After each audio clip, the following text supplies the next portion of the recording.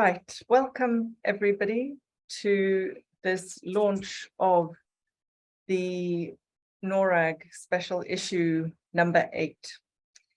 As you will have seen as you entered the room, this is being recorded in order to make sure that people who are not able to be here today can still have access to what I'm sure is going to be an absolutely fascinating discussion. And obviously, please do share this on social media, both using NORRAG and the ILO employment handles. And these are the hashtags that we're suggesting, but obviously anything that you are using in your networks is very, very usefully included as well.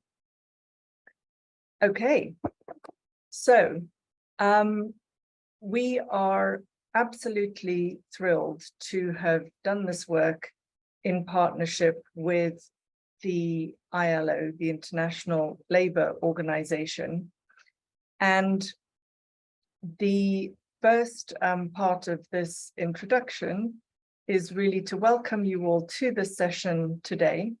We're very happy that you are able to be with us here today.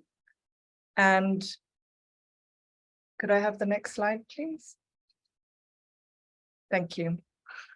And this piece of work for NORRAG, fundamentally all of the work that we do, we are always seeking to work in partnership, and being able to work in partnership with the International Labour Organization for this particular project is really extremely important for us. And we have 5 themes that we work on here in NORRAG, and this particular, as you'll see on the right-hand side there, and this particular piece of work on education, training, and work continuums fits into our theme on education and the SDGs because of the links, obviously, with SDG 8, as well as so many other aspects of the SDGs as well, as we will explore together. Next slide, please, Camille. And I'm very happy to hand over for a first introduction to the work here to Sang-Hoon Lee, who is the Director of the Employment Policy Department at the International Labour Organization here in Geneva in Switzerland. Sang-Hoon, over to you. Thank you so much, Maria, and also good afternoon to all the authors and experts. I must say, I mean, I'm very happy to actually renew our collaboration between ILO and the NORRAG through this actually joint publication. As some of you know, I mean, ILO and NORRAG has some good history of the collaboration already. In the past, we used to work together as a part of the working group for international cooperation in skills development, which I believe in the end evolved into interagency group for the TVET. But this particular publication, I think, brings together a very rich selection of the articles from academic researchers and our practitioners. So basically, given all the different backgrounds from the authors, you can already see all these different articles are complementary in theory and the concept and the practice as well. I very much want to actually congratulate or thank both Christine Hofmann and also the Michel Carton to make this actually all the work actually happen. So editing all this actually large volume of the publication is not easy job, we know, but you did a great job. So congratulations. But the way I see it from this actually publication, I think that I want to mention 3 things here. The first one is the how useful, how relevant the concept of the education, training, and work continuum. It sounds very complex concept, but it's really practical and real, and also very useful, especially when you look at how actually people are facing real life system challenges. So for example, when actually young people face like dead ends in education, training pathway, basically preventing them from the advancing in the career, in their careers. So here, the idea of the education, training, and work continuum really is relevant and play very well. And also when it comes to re-entry into the world of work, especially, I mean, this is difficult for many people, even for adults, especially when actually relevant training options are not available. Then here again, this concept of the continuum is really important. And also we can think about the situation where people are in a vulnerable situation. We can see it more and more around the world, especially the crisis context. Here you're facing disruption in education training pathway, and also they feel a bit trapped in a kind of protracted situation of the low quality job or bad job, or sometimes the informal employment. Here once again, the education, training, and work continuum, really important concept to use how to help all these people in different situations. Second aspect I want to mention is the our ILO's recent work on the apprenticeship. As some of you may know, the ILO's International Level Conference, just a couple of weeks ago, last week, adopted a new international recommendation on quality apprenticeship, which is, in my view, really relevant to these special issues. As you know very well, throughout the history, apprenticeship has been a sort of natural concept of the world of education, training, and work, especially by turning the work places into a learning space. But we know there are huge barriers, significant barriers to the apprenticeship, either for structural reasons or even some cultural, and sometimes they relating to their perceptions. So this new international instrument provides a good guidance to countries how to strengthen existing apprenticeship system and how to promote tripartite design and implementation, and also how to provide social protection and the rights for apprentices. So I'm really thrilled to see all the articles in these special issues covered apprenticeship, and also discuss the way to improve their work, improve their quality of the apprenticeship. Third and last one, this is really my last point, is I was quite impressed by the broad range of the coverage in these special issues. It's really broad. It touches upon the youth need and career guidance and the recognition of prior learning and all other relevant policy solutions, which are, of course, extremely helpful and relevant to the work of the ILO and also the beyond. So let me actually conclude the opening remark to conclude congratulate all the authors and all the team of the editor once again for this really great and important publication. I really look forward to listening to the presentation and the debates today. Thank you. Moira, over to you. Thank you so much. And to let you know, the NORRAG Special Issue was launched in 2008 with 18, forgive me, with support from the Swiss Development Cooperation Agency Education Unit.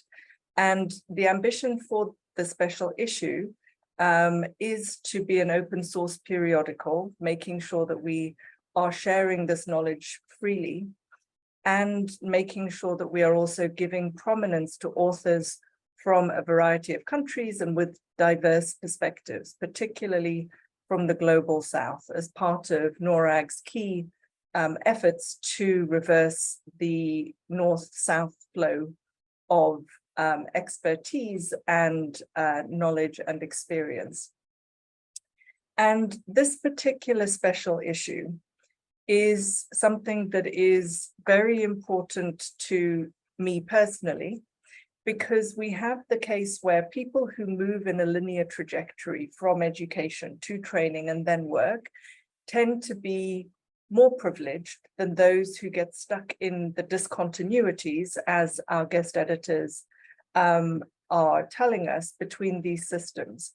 And so worldwide, whether north, south, east, or west, the paths of people from lower socioeconomic backgrounds, people of color, and women, among others, tend to zigzag back and forth between these fields.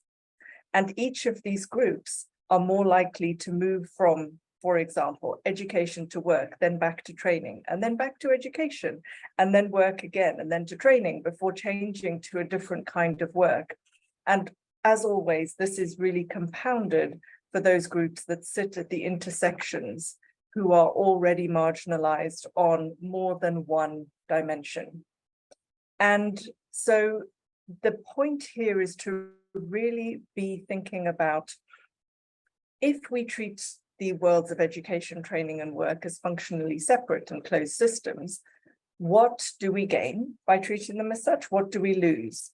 And what's lost by the people that these systems are actually supposed to be serving? And what are the implications for social justice more broadly? And I'm thrilled now to introduce Christine Hofmann and Michel Carton, who have put together an excellent special issue for everyone who is interested in this intersection, and as a broader piece of background work for those who may not be specifically interested in this, but really need to be able to see and understand how these things work together. Christine, Michel, thank you very much and welcome. Thank you so much, Moira, and good morning, good afternoon, good evening to everyone. I speak on behalf of both Michel and I. Michel is still recovering, and we wish him all the very best for a speedy and steady recovery. I would like to start by expressing my deep appreciation and gratitude for having been able to work with Michel on this project. The concept is really his, and he's taken sort of my hand, and we've brought to this this issue together with the help of this wonderful group of authors who we are hearing a selection of now in this launch session. But really to say that it's been a real pleasure and a big discovery for me in this journey together with Michel, learning from him and learning from all the authors, having great exchanges back and forth on all your very valid and useful contributions. So we have in front of us a special issue with 28 contributions of 45 authors from around the world. And the reason I'm not showing a presentation now to speak about the education training work continuum or continuums is because actually we failed to come up with a good image. If you think about continuums, you often see, those linear things.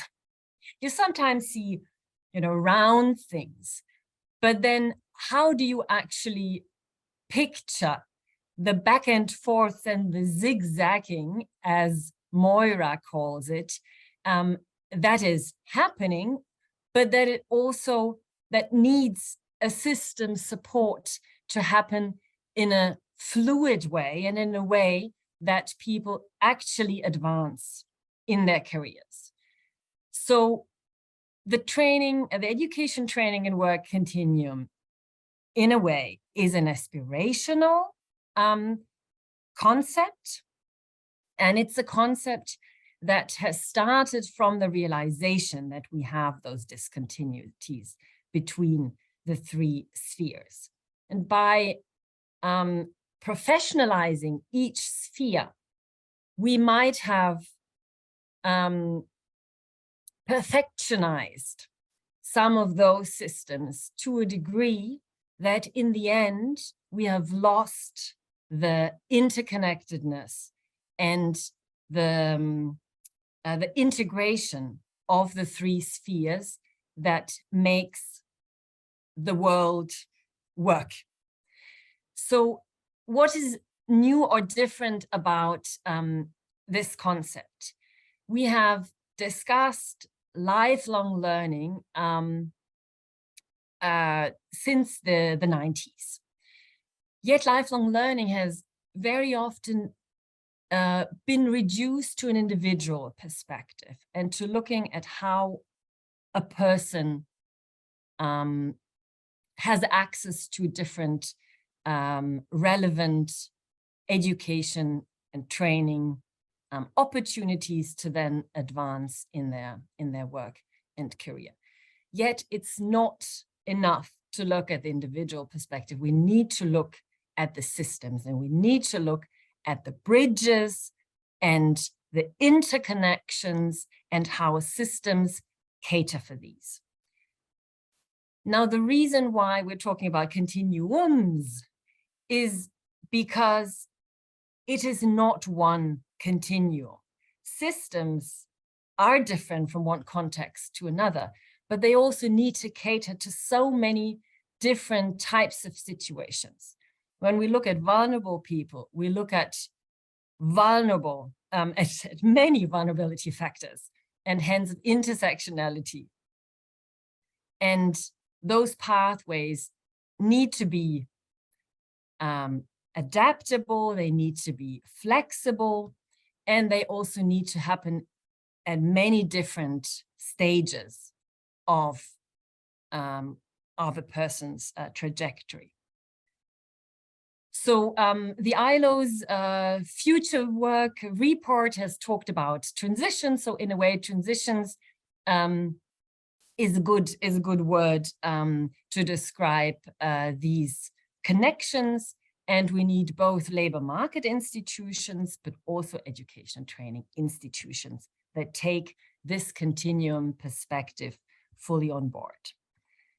So what are we going to hear now from the 6 representative authors that stand for one chapter in the special issue each? The first one, the first chapter takes a historical perspective in a way, looks at traditional informal apprenticeships as well, and looks at intergenerational learning. So that's the contribution of François Niada. Then the second chapter is on solutions from the 90s, where we have PPPs covered and NQFs as well. And Claudia Jacinto will be talking about how in Argentina, technical and vocational education and training are actually coming together more and more. In the third chapter on youth and needs, we are hearing from Clément Kouakou from Côte d'Ivoire, experience about active labor market programs for youth needs. The fourth chapter looks at professional practice. And we have a nice example from the care economy from Australia that Deb Carr is going to present on recognition of prior learning. Then the fifth chapter talks about crises situations, different angles, climate change, forced displacement crises. And we have Demelia Harris, who will talk about the role of development partners in Sierra Leone in a crisis, a post-conflict setting. And last but not least, Gideon Arulmani, who will speak about career guidance, career perspectives, as a representative of the sixth chapter, which takes different perspectives, new perspectives, looks at the future, and also takes some critical stance on some of the concepts presented before. So maybe a last quick word about why this special issue. Certainly because we believe this concept of the continuum is worth to be known by more people. So one of the reasons why we have mixed the background of authors from academics and practitioners is precisely that. We want an application of this concept. We want to influence practice and policy making, ideally, So we really hope to reach out to many and stimulate thinking. And what Michel was very keen on when we discussed the launch, so what's the message that we really want to put out, is that, you know, it's not enough to look at what we have and to describe some of the solutions we find. We need to always think a step further, think about possible and new solutions, thinking out of the box. Two of the contributions, and I just want to list three short points here. Two contributions talk about how digital learning can help apprentices in the informal economy access complementary learning and what potential that has. Now, we have seen a massive development of artificial intelligence and the risks that might come with this as well. How can we as academics and practitioners use this in the continuum space? What might be the threats as well? On forcibly displaced, and I'm speaking to you from Cairo, where we currently have an ILO retreat of people working on a large project that deals with labor market integration and integration in educational training of forcibly displaced people.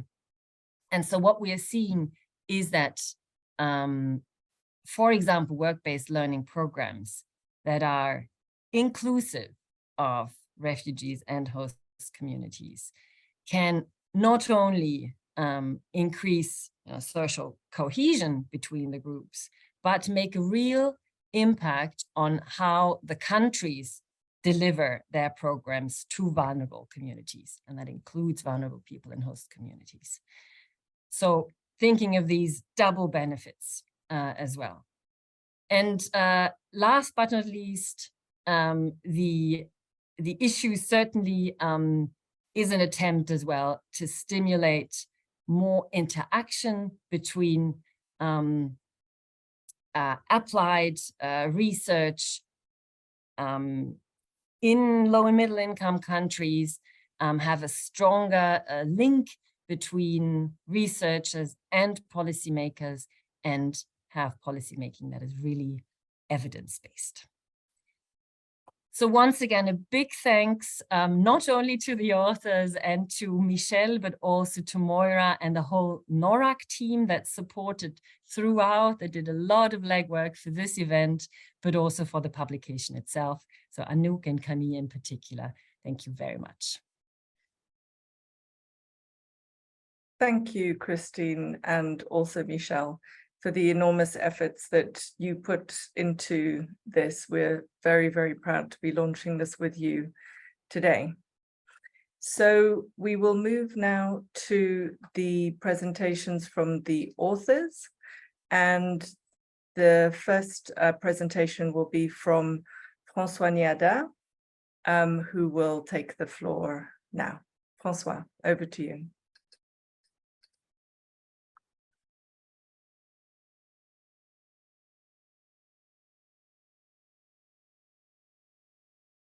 Merci Moira, merci Christine. Thank you, Moira. Thank you, Christine.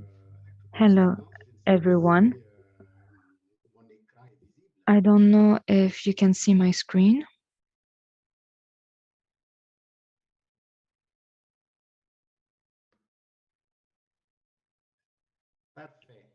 Merci. Perfect, thank you. So I will be sharing my presentation. Good.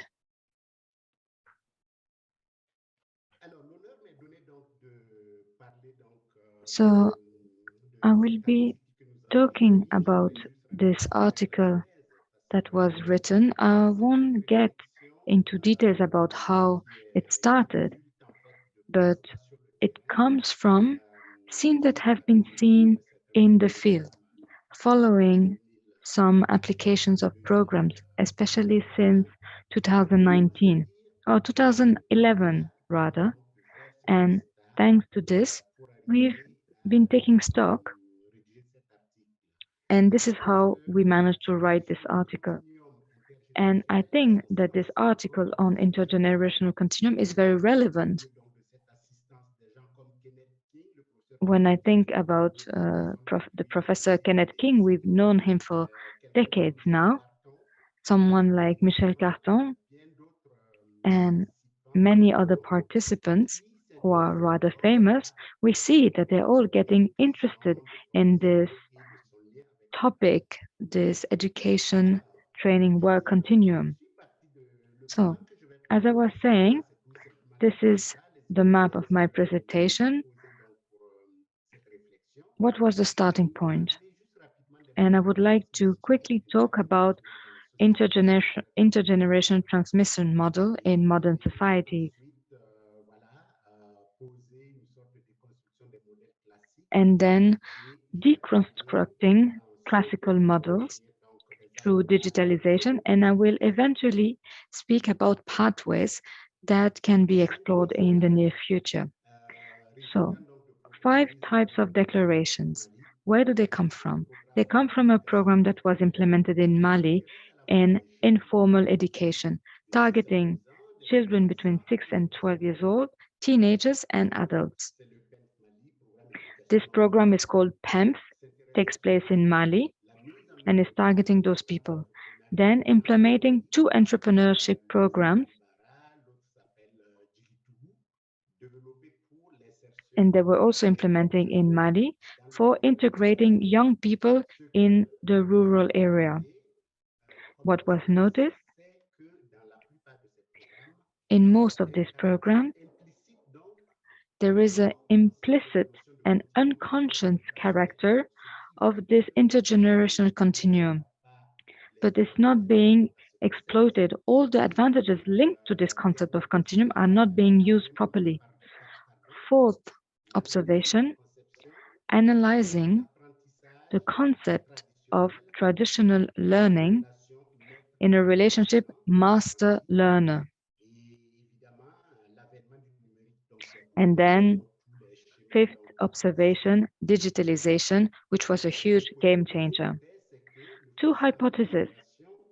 First of all, the generation gap, which is a source of tension in companies, which is affecting learning new skills and might harm mutual learning and integrating people on the labor market. Second, taking into account this intergenerational continuum will enable more learning, but also will stimulate integrating young people in the labor market. Young people, but also older people. Based on those observations and those 2 hypotheses, I have developed and written this article because I was thinking that in traditional societies, whether it is in agriculture, crafts, or farming, there is a vertical model. So the adult or the more experienced person transfer its competence, its skills to a younger person. And verticality, as you may know, does not give much value to interaction between generations. And in modern societies, even if mutual learning is being given some value, but it's only in theory. It rather happens between people of the same generation or the same social class. And this is something that really struck me. And this is why I wanted to deconstruct all those models. And this can be done through digitalization. And you can see this on the screen. Young people and an older person who is trying to learn something on his phone. So this is about learning how to use a phone. And anchoring digitalization will help this interaction, which is bidirectional. because the older person also has some skills that can be transferred. Young people too, now they have a lot of know-how and they can transfer it to older people. And this relationship can also be seen within families, with a father or a mother will ask their children, who is maybe 8 or 10, to learn how to use some digital devices. And the same thing happens in some learning environments, for instance, in some learning centers, where thanks to this type of education, let's talk about bilingual education. A young person who understands its national language and French can help its parents, can continue to develop its skills further, and the father will also be able to help his son or his daughter in farming and this type of skills. And in one of the programs I've presented, it has been noted that young people who have been in some learning centers, they come back to their families, they transfer their skills, the skills they've learned. So rather than having a young person learning from his father, the father also learns from his children.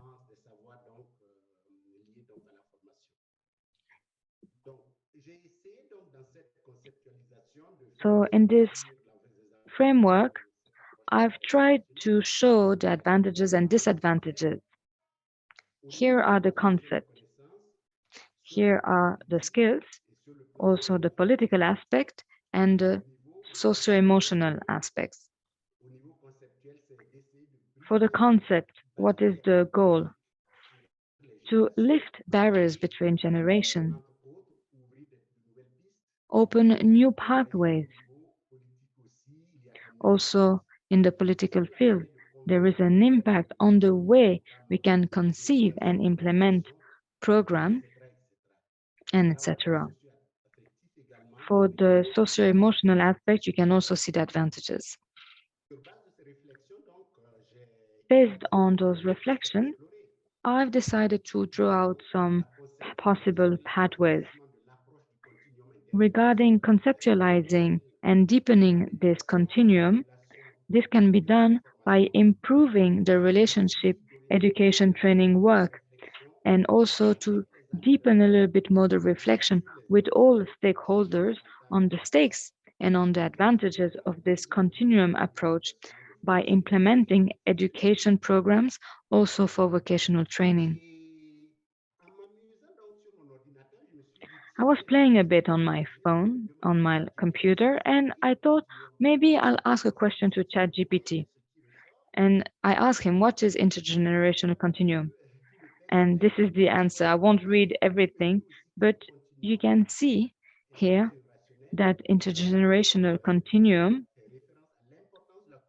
also stresses the importance of communication and collaboration, and it's about building bridges between different levels of education.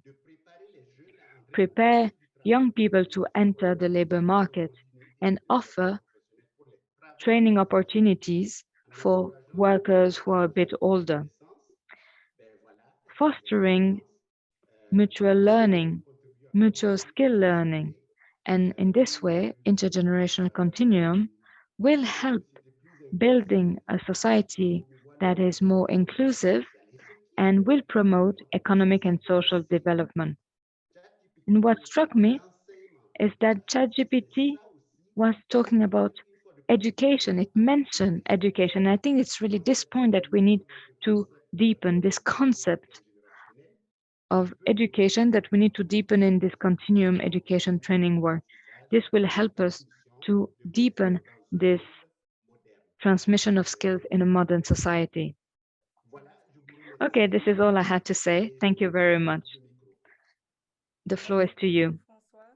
Thank you, Francois. And moving on now to our next speaker,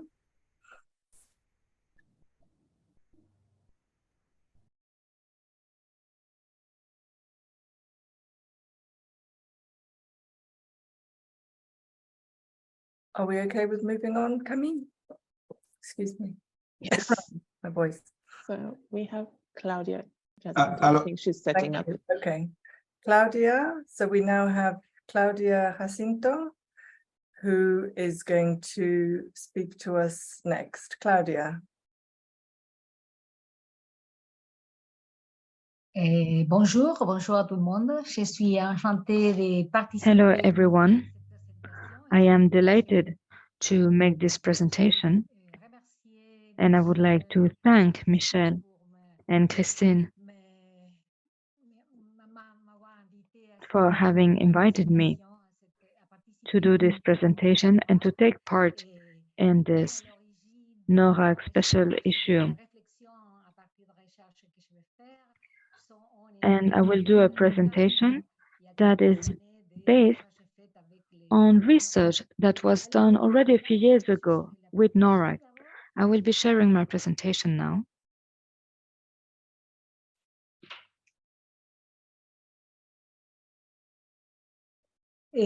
Ma présentation est So my presentation will focus on vocational training in Argentina.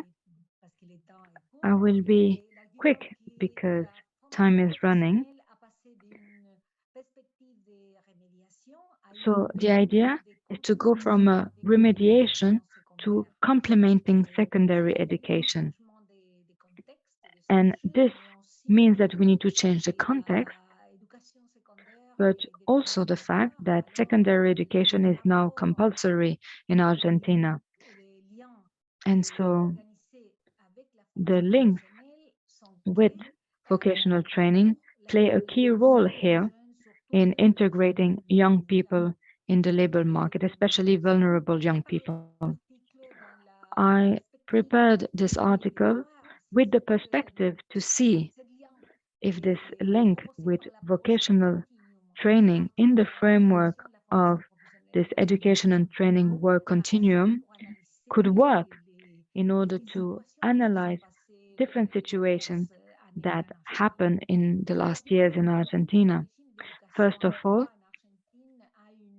education in Argentina has been changing a lot, and those links between education, vocational training, and work has a universalist approach. It's free also. Everything is being provided for by the state. It's quite general also. Vocational training is rather short.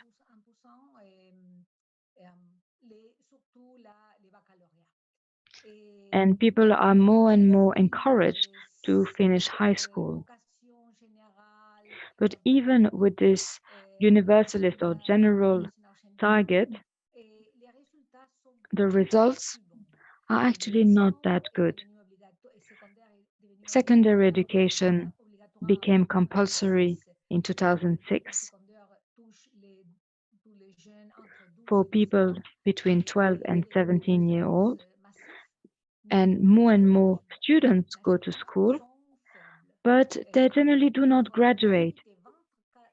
For young people between 18 and 24, only 60% of young people will get the degree. So this just gives you a small picture to explain how difficult it is to actually implement education for all in Argentina. But Argentina is a peripheral country with many economic crises, so the situation on the labor market has been really worsening for the last decade. We have more or less 35% of informal economy and a lot among young people. Unemployment rate for young people is around 24%, and 57% of young people are being recruited in the informal sector. And in this framework, vocational training has not been given enough value because it's also a shorter training. And in parallel to this, There is also formal education, but there are no real bridges between both. And so vocational training can be seen as something parallel, but there are different approaches even within vocational training. And it was more seen as something to be done as a remedy for those who did not manage to get the secondary education degree. But the article also mentions the fact that since the years 2000, secondary education has become compulsory, and in a context of economic relaunch, different things were put in place, reconfiguring secondary education and vocational training. And the article stresses different issues between different stakeholders that target both secondary education and vocational training. But if we look at the last 10 years, we see that different institutional models are now integrating vocational training and secondary education in order to promote integrating young people through different methods like workshops or trainings, internships, tutors, masters who can actually guide apprentices, and new regulations also to ensure a certain level of quality in training. So there is now a real framework that has been changed. The whole approach to vocational training has been changed in order to complement secondary education.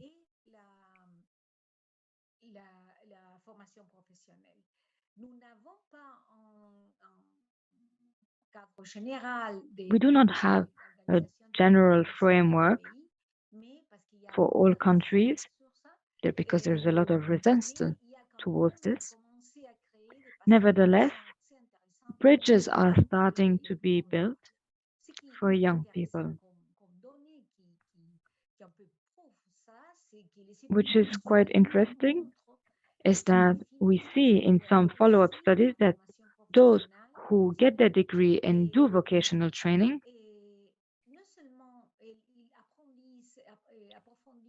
they are able to deepen their skills in order to get a job later on. But most of them do get a job in the formal sector. And the formal sector represents still 60% of all jobs. So there is a movement from the informal sector to the formal sector, and this is possible with this new approach about vocational training.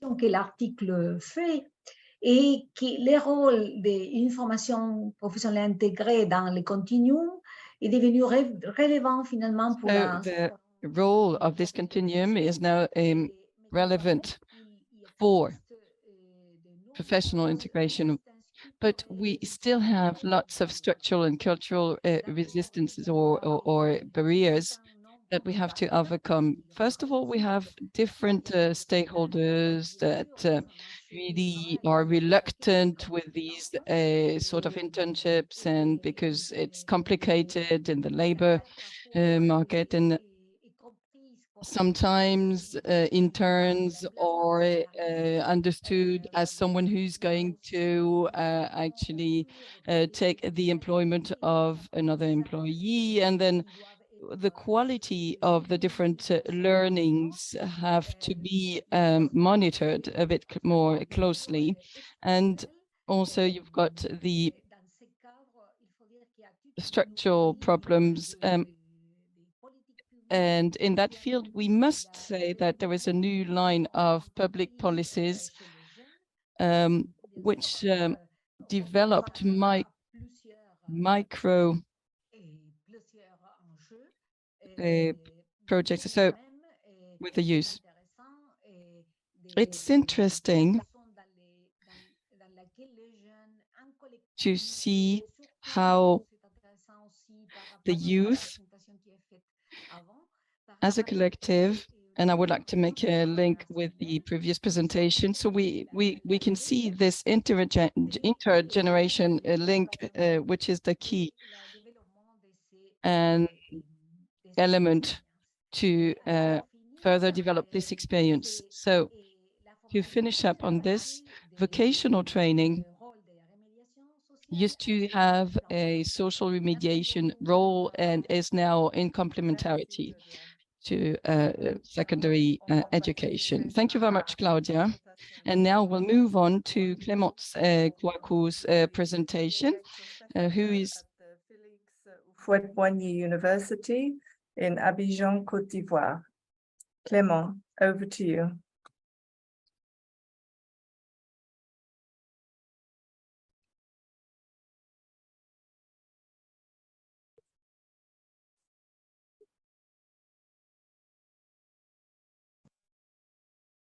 Alors, merci well, beaucoup. thank you very much, Mrs. Moderator.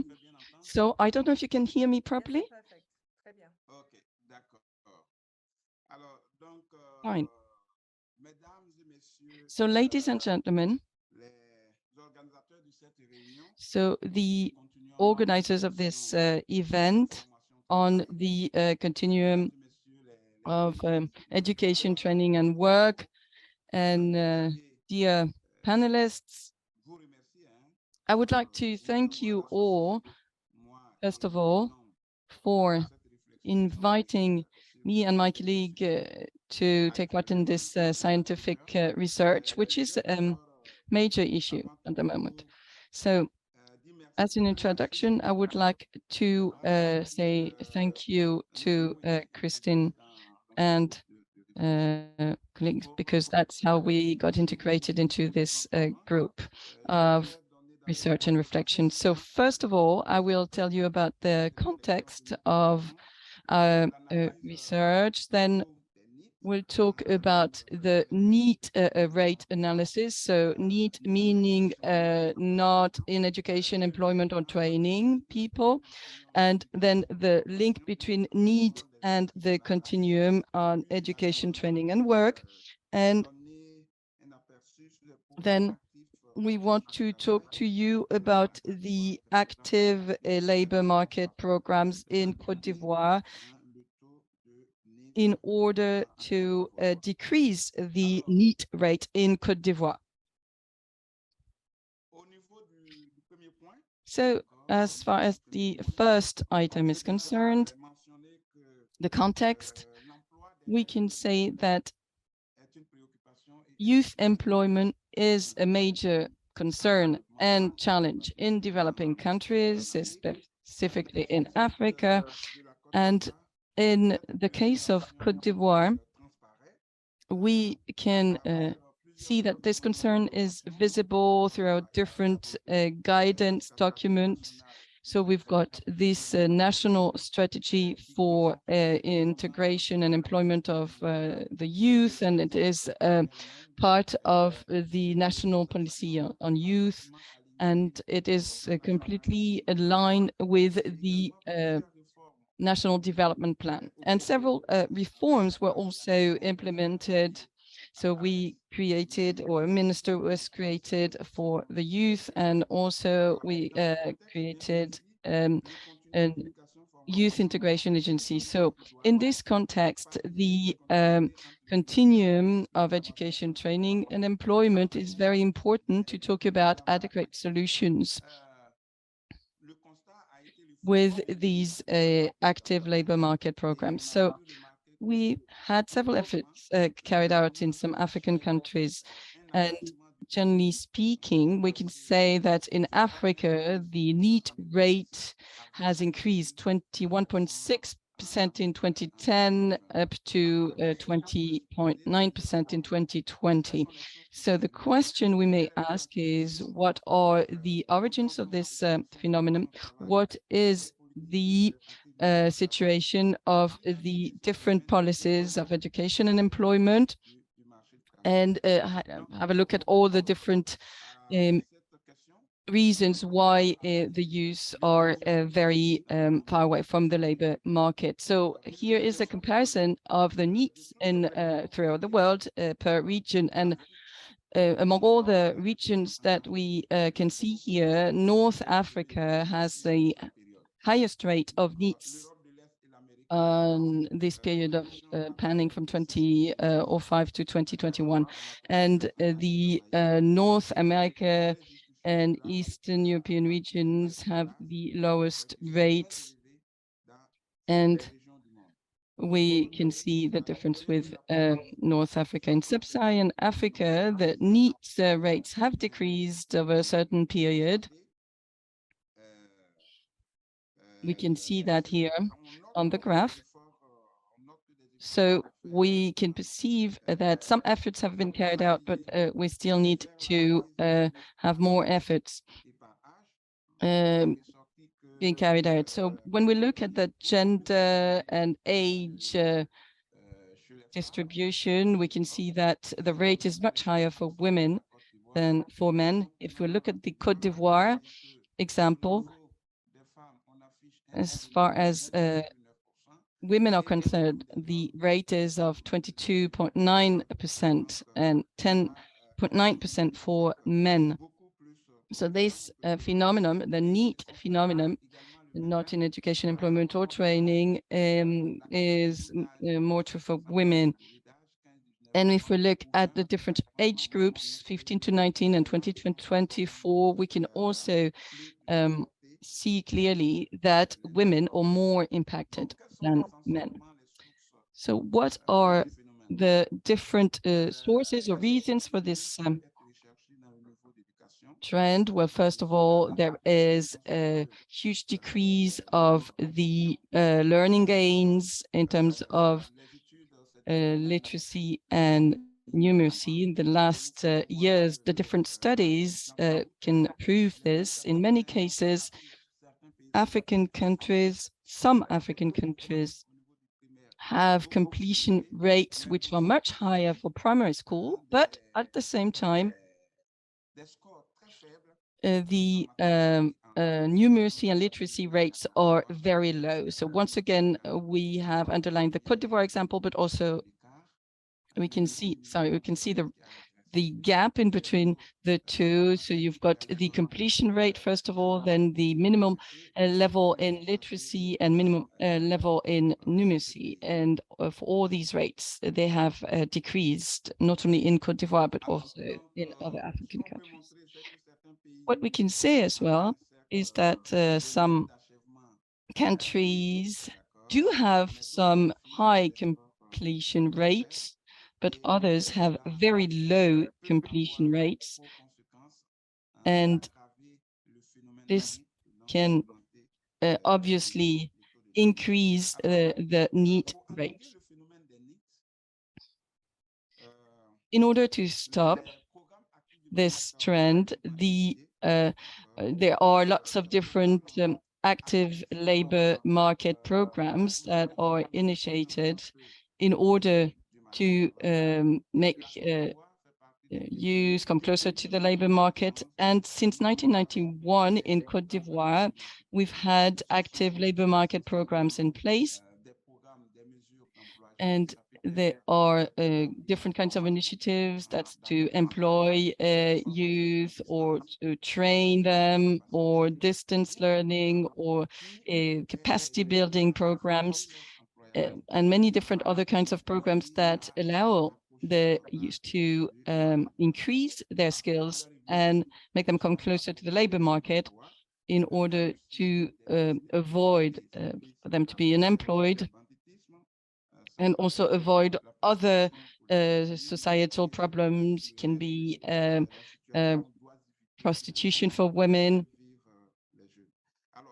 and improve the lives of the youth. From 2016 to 2020, more than 2,000 beneficiaries were listed through 3 main programs, and these programs were also implemented with our financial and technical partners, so the French Agency for Development and the World Bank. So we had one project called Youth Employment and Skills Building, and we also had another project called C2D, and we also had another initiative called Take Action for the Youth, and it was a national program. So, yes. Thank you, Mr. Clément. Yes, one more minute. What we understood is that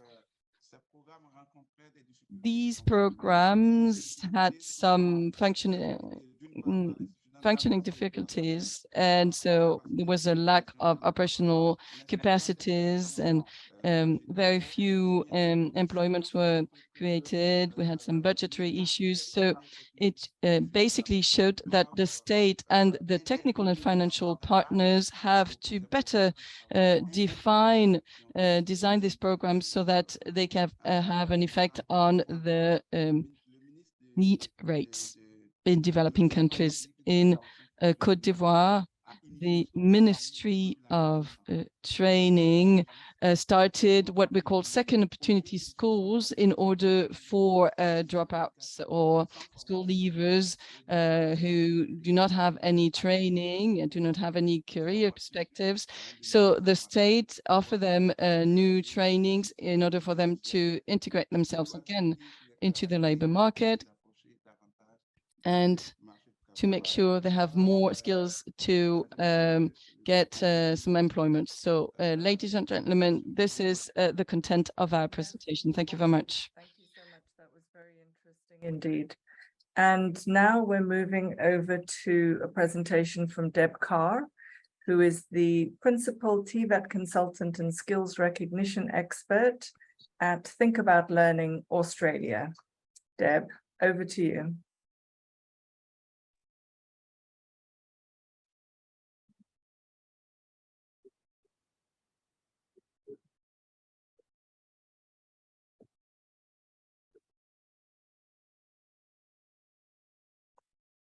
Thank you. My continuum is a straight line. I may have to change that in the future to be squiggly and up, down, and back to front and forwards. I'll work on that. Thank you for the opportunity to showcase how the recognition of prior learning enables the education work continuum within the Australian vet sector in the context of early childhood educators.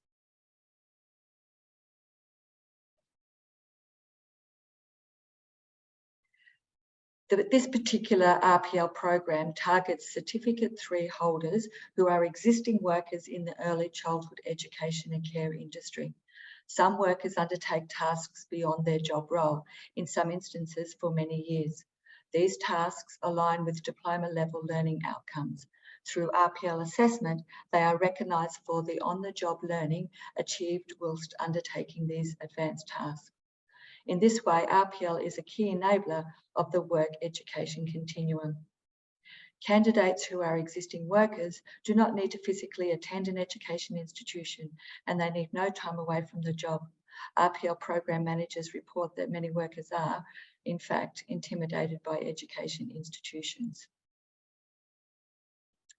This program evidences benefits for both workers and employers. For workers, a diploma entitles them to higher pay, and should they find themselves unexpectedly in the labour market, they can now apply for better jobs. More importantly is the benefit of graduates' improved learning confidence. Typically towards the end of the RPL process, candidates come to realise that they know more than they thought and become more enthusiastic at work and more motivated in their job roles. They are more confident as practitioners and as lifelong learners. In this way, the RPL empowers individuals in their work education continuum. Proven employer benefits include improved child worker ratios, increased employer retention, faster credentialing of staff, and less time away from the job to study. The program also reports that sometimes candidates who are existing workers are supported as instigators for change in their centres. In situations where centres' practice is deficient against industry standards, and this has come to light as candidates work through the RPL assessment. The RPL has integrated the work education continuum within the workplace for the benefit of emerging practices. There are also mutual benefits. It is obvious through the period of RPL enrolment, candidates tend to acquire more skills and knowledge. This is supported with other research that indicates when candidates reflect on their non-formal and informal learning, improved professional practice can result. Employers have stated that even though RPL recognises prior learning, workers become more motivated to improve their professional practice and update their skills throughout and after the RPL process. The RPL process ultimately enhances work practices and motivates the work education continuum. Key success factors at program level: effective employer relationships. North Metropolitan TAFE have a physical presence in centres.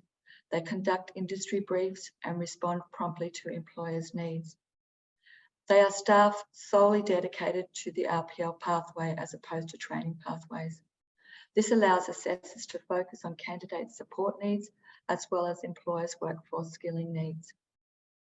An initial 2-hour enrolment interview, discovers how RPL can help with candidates' career aspirations. Additionally, the interview usually results in candidates being able to more accurately self-assess their own skills, knowledge, and gaps. Candidates start to connect workplace-based learning with qualification learning outcomes. They are making skills connections between informal and formal learning. They start to become empowered in their own work education continuum. These national system enablers, Christine was talking before about not lifelong learning, not just being for the individual, there needs to be system enablers. These are critical and they effectively link work and formal learning. They are critical for the success of a national RPL system. A modular system allowing for recognising part qualifications, a competency-based system promoting reliable RPL assessment and having the additional benefit of being easily recognisable to employers, the mandating of the flexibility principle of assessment, allowing for competencies to be assessed no matter how they have been acquired, and ensuring a variety of assessment methods that reflect candidates' needs. In this way, the utility of RPL linked the work education continuum within a national RPL system. Thank you for your attention today. Thank you so much for that, Deb. And now we will move swiftly on to Jamelia. Jamelia Harris is Research Fellow at the Institute for Employment Research at the University of Warwick in the UK. Jamelia, please go ahead. Thank you. And I guess before I go into my presentation, I just want to say again, thanks to Christine and Michel for putting this together and for accepting my abstract and then again for inviting me to speak here. So I'm going to talk a little bit about development initiatives in Sierra Leone and sort of reflect on what that means in terms of the education-training-work continuum. What I'm presenting is based on my DPhil research, which I finished a few years ago, but the fieldwork for this presentation, it took place between 2017 and 2018. And I guess just for some context, my DPhil was really looking at some of the unintended consequences of aid and the development sector in Sierra Leone. So this speaks to some of that sort of unintended consequences.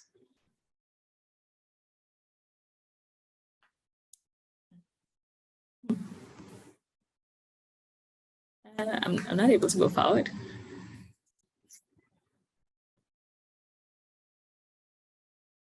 Sorry, I'm having, okay, there we are. I'm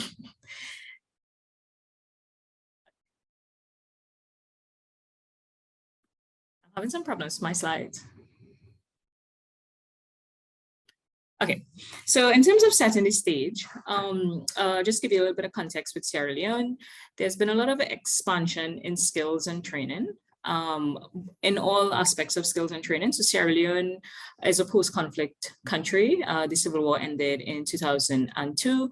And since then, there's been an expansion in tertiary education, in TVET, in education in terms of primary and secondary. So there's been an expansion in skills.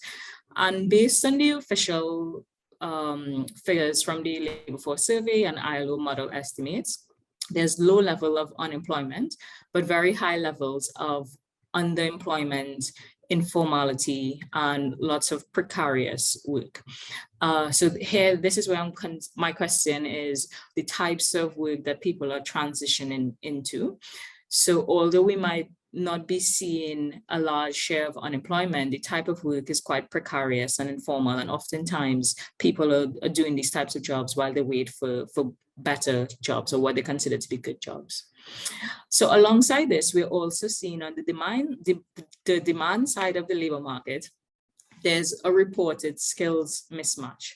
And this comes out of some qualitative work by GIZ that looked at what firms are demanding and where they're seeing some gaps in terms of the skills that are demanded in the labor market.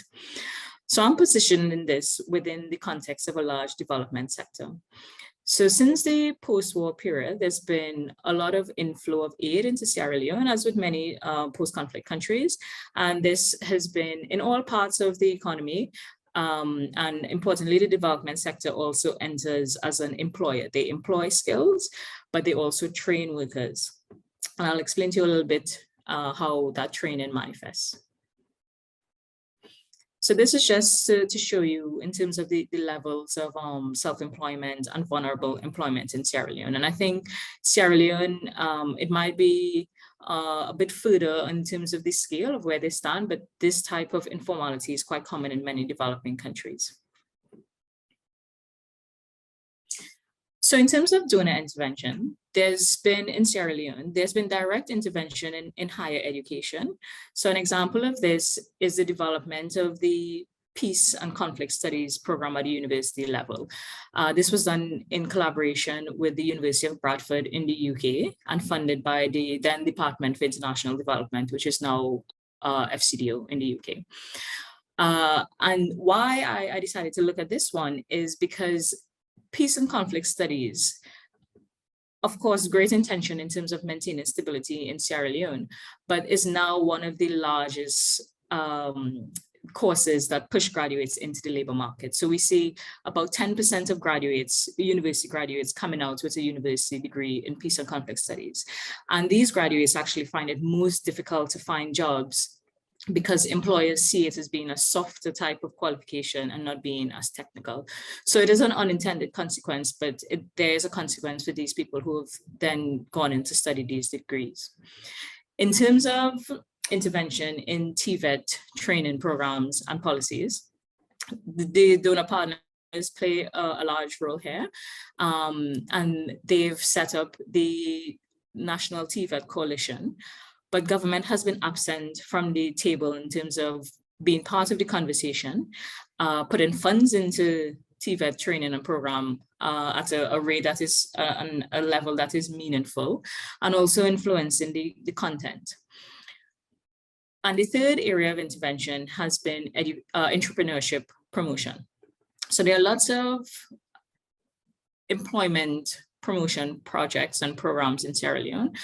And oftentimes they are tied to some sort of entrepreneurship promotion. They provide seed capital, they offer business skills and business training. So it is one way that the development community has tried to generate employment through self-employment.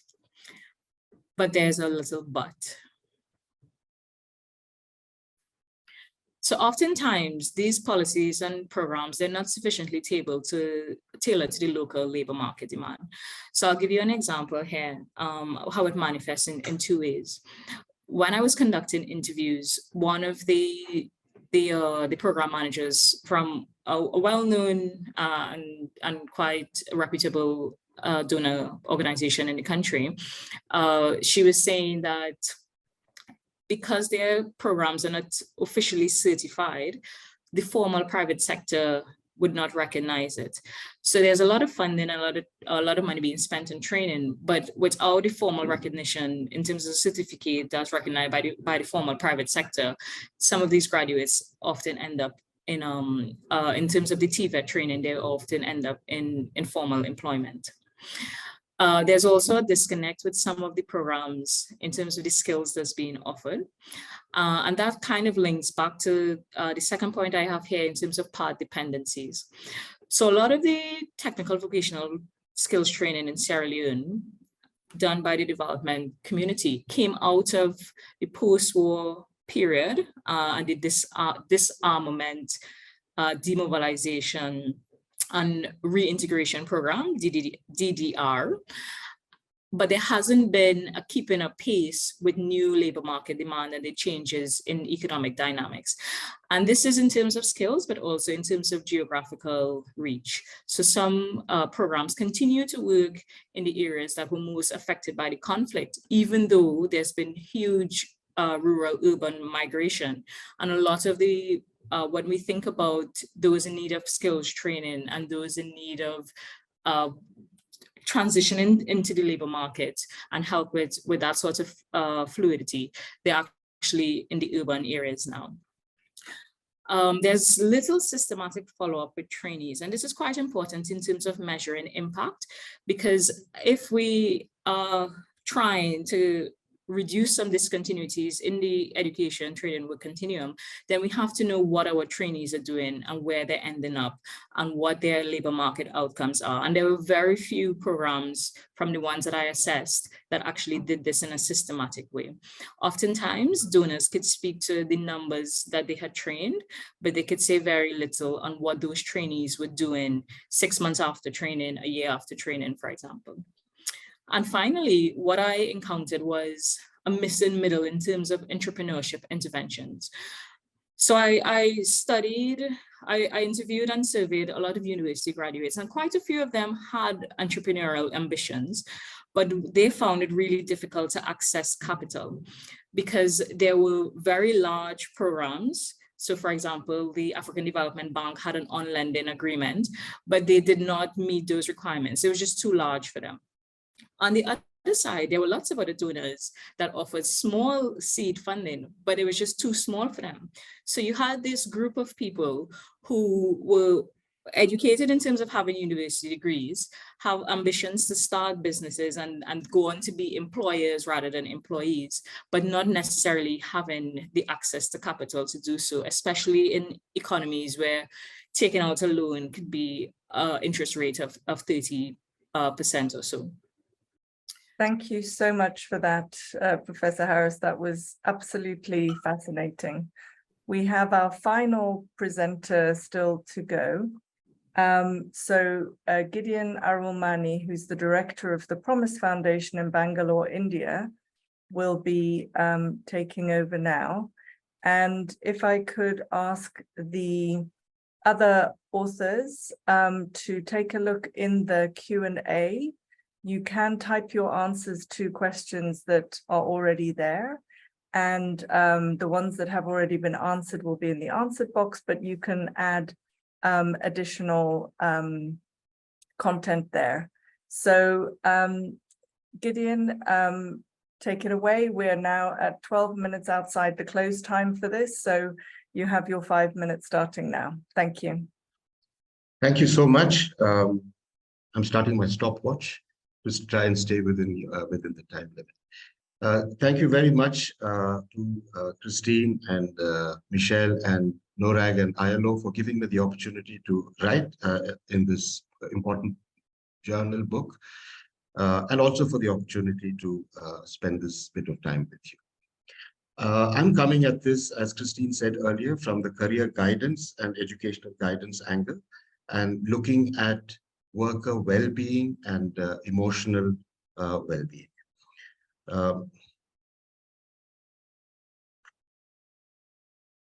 Okay, here we go. Now I'm drawing my information basically from one kind of group that we have all been a part of, which is the post-pandemic workforce. Now, going back a little bit, the practice of occupation in human history is a foundational human institution. However, the practice of occupation over the years has differentiated into the livelihood orientations, like this beautiful handmade work, and to the careerist orientations, which is machine, factory, post-industrial revolution, and so on. Now, livelihood orientations are ancient, perhaps go back almost to the beginning of human engagement with work, whereas career orientations come to us after the Reformation, the Protestant Reformation, and the First Industrial Revolution. But since the last century of its existence, has this career approach to the practice of occupations lived up to expectations? And the title of my chapter is a rethink required when we're considering education, training, and work as a continuum. Now, going to the pandemic itself, during the lockdowns, people have had the opportunity to look over their lives. You know, we all sat in front of our televisions with nothing much to do, but there was a lot of introspection. And many, many people have had these pandemic epiphanies, so to speak. Large number of workers are today and during the pandemic expressing deep disenchantment with careers that they had intensely and successfully practiced for many years. These are some of the words that workers are using: toxic, being trapped, stressful, exhaustion, being exploited. These are words that have filled the newspapers and analysis of worker behavior. What this points us to is possibly a loss of equilibrium, and these loss of equilibrium in relation to self and the world of work. But these sentiments are so widespread that we perhaps need to ask ourselves whether such thoughts and feelings are not just the result of the pandemic, but a result of deeper frustrations that characterize human engagement with work itself. Is it possible that the pandemic has actually unmasked chronic unhappiness with work? And this is where I'd like to turn to lessons that perhaps could be drawn from the livelihood way of thinking, the older form of human engagement with work. And there are three principles that I mentioned in my book, in the chapter, which I'm highlighting over here. One is on the livelihood side, the engagement is more from the collectivist perspective. This interview with a food technologist who quit a high-level position and returned to his family. You know, many people returned to their families during the pandemic. He returned to his family, and this is his statement: "I'm working on a new way of processing food from our orchards. My earlier job too was about food processing, but to get ahead, I always had to compete. Here, I'm with my family, so it doesn't matter. We promote each other." So such a striking statement for me. Here is a typical example of a home-based, livelihood-oriented work environment. And the principle I'm trying to get us to consider is it time for us to consider the dynamics of competition versus collaboration, independence versus interdependence, duty to the in-group versus personal rights? Would a reorientation give us better insights? Workplace flexibility, a second theme that comes out. When you look at the careerist approach, work occurs in a specific location. There are work timings, there are institutionally prescribed norms. Livelihoods do not separate life from work so stark. And here is this further interview. The difference between you and me, this is a farmer, he said to me, the difference between you and me is that you have to finish your work today. I can finish today or tomorrow or even after that. I can ask my wife to assist me. The children can be with me. My work is hard, but I finish work at my pace. Here is another picture of a livelihood orientation. So while this may come as with its own challenges, rethinking education, work, and training could involve the considering implications of institutionalizing hybrid work arrangements, where you work at home and you work in the office. Last point, alternate epistemologies. Now, again, from the careerist viewpoint, what do we expect? We expect that work occurs within a certain frame of reference. On the livelihood side, work knowledge is encoded informally. Poems, aphorisms, sayings, folklore could all be devices. This last interview, no one in the course, agricultural engineer, no one in the course taught me how to do the job. I returned to my family village, and here my grandfather watches me and shows me his way of agriculture.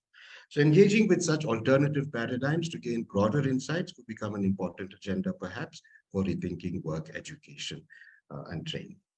So to conclude, the focus is on going forward, always. But there are so many lessons, so many ways of living that we have left behind us. So what I'm asking for, actually, is to announce a fifth industrial revolution, perhaps, where welfare, comfort, and security are at the heart of the workplace engagement. Thank you so much. Thank you, Gideon. That was a fantastic way to finish the presentations from the authors in this particular session. Now for the Q&A, given that we have 5 minutes left of this session and we don't want to take more of your time than you had already promised us in terms of the audience that we have here, please could we make sure that you put your question into the Q&A box at the bottom of the screen. It's in the middle bottom of the screen on my version of Zoom. You should find it also.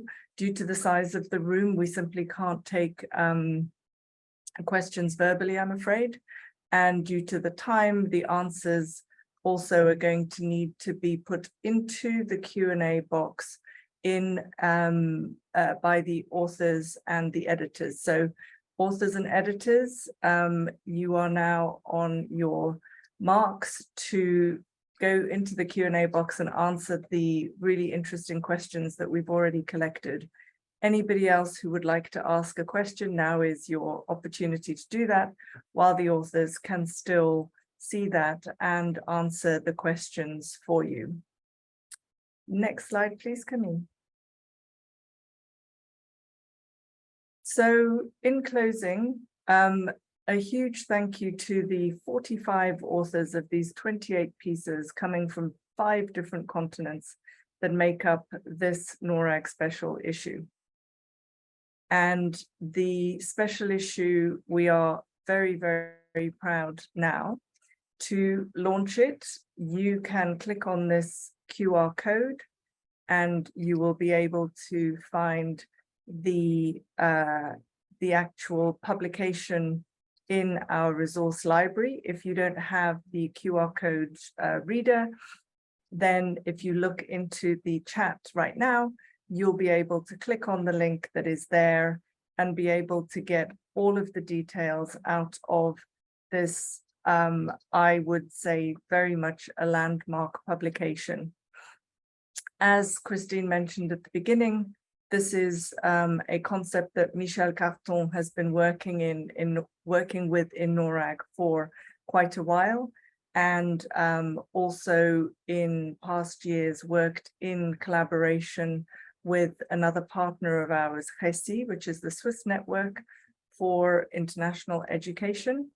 And we are very proud to now bring you this NORRAG special issue in partnership with the International Labour Organization. Thank you.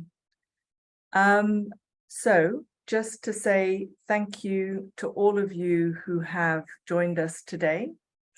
Thank you to the 48 authors. Thank you to our 2 guest editors, Christine Hofmann and Michel Carton. And thank you to the support from the International Labour Organization, the Graduate Institute here in Geneva, and also the Swiss Development Cooperation Agency.